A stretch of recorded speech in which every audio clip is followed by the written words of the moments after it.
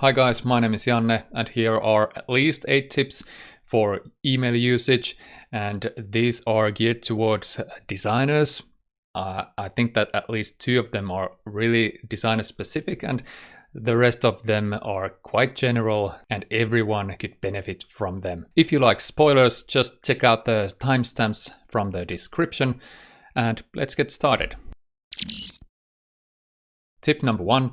Don't use email if you can, especially for the project management stuff. There are way better tools for project management like Notion, Basecamp, even Microsoft Teams. If you're that sort of person, that's okay. I don't judge.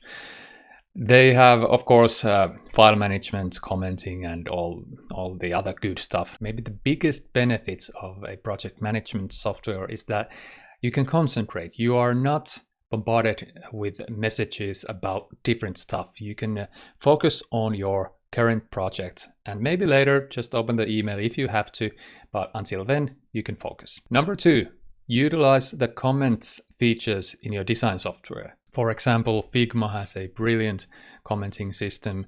You just place a pin and write your comments and the pin shows on what element you want to comment in. And you can, of course, leave those comments to yourself. Your client can comment if they want, and so on. Some of the Adobe products also have these features, so why not use them? And if you're designing in a place that doesn't have these features, there are also third-party tools. For example, Markup. Markup is good for PDF, website, and video commenting. In my workflow, I use Figma comments on the design stage or phase, and when I'm developing in Webflow, I use Markup. Markup is good because my client does not have to make any sort of account to that software. They can just comment as a guest.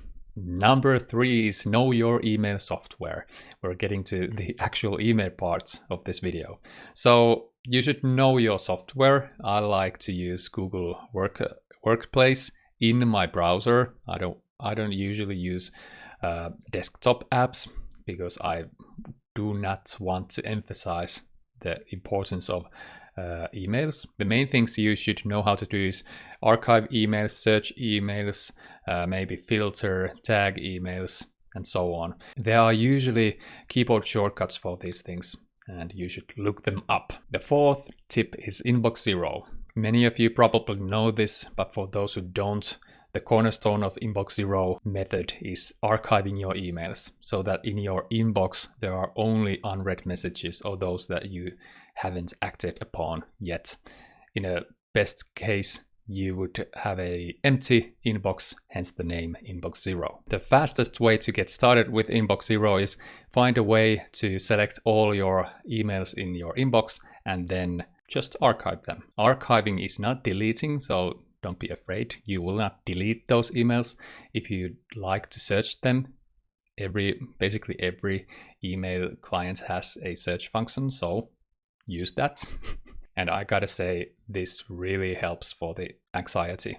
If you're anything like me, your days will be better if you use Inbox Zero. Tip number 5 actually relates to Inbox Zero, and that is obsessive unsubscribing, filtering, and labeling the emails. So you can do all sorts of things with your filters and so on, but you should start by unsubscribing to any useless newsletters you are receiving. You can do this by searching for the word unsubscribe. You will find every email and just unsubscribe those you don't want to receive. And then if you still like to receive 1 or 2 handpicked newsletters, you can make a filter that archives them but doesn't mark them as unread and puts a label on them. So in your label column, you will see that you have received emails, but they won't crowd up your inbox. Also, you can use filters and labeling for all sorts of things.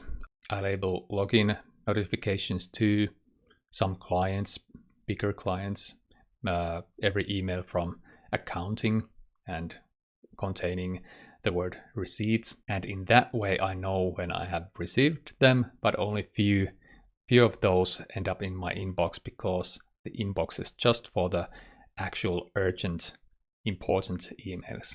Moving on to tip number 6.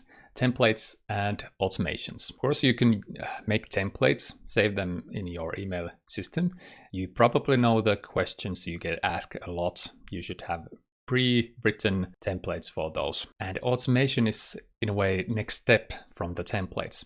For example, I have a contact form on my page and a offer or quote form, and whenever they are submitted, the automation will create a email draft from a template and put specific details in that template so that I will just read it and press send. Some could take this even further and automatically send emails in certain cases. Number 7, move project details to your to-do list or project management system. The first tip was don't use email, especially for the project management. But yes, we live in a actual world where nothing goes the way we planned. So sometimes you have to manage your stuff in email. In that case, you should move certain items into your to-do list or to-do list app. This is because you don't want to open your email to get started with your work. Let's say client emails you some specific comments on some design in the evening, and you're like, yes, great, I will start in the morning. In order for you to start, you have to open the email, and in comes all the other messages, and you just start reacting to those.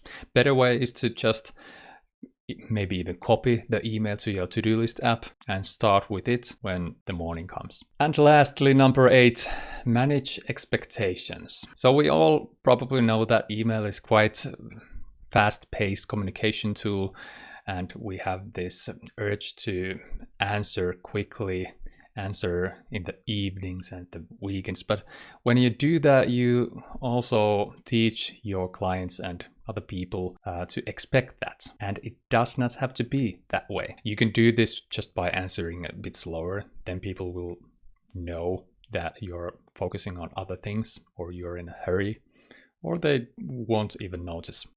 Another way is to actually spell it out loud how you are managing your emails. For example, I will check my email twice a day, or once in a week, or every other day, working day, or so on. I'm considering on making this in a way landing page for my email rules that consist things like, if there is not a question mark in your email or a clear question, I will not answer it. But if I get that done, I will probably make another video about that. But those were the tips. Hopefully you get something out of it. If you'd like to hear my thoughts again, just be brave and push the subscribe button.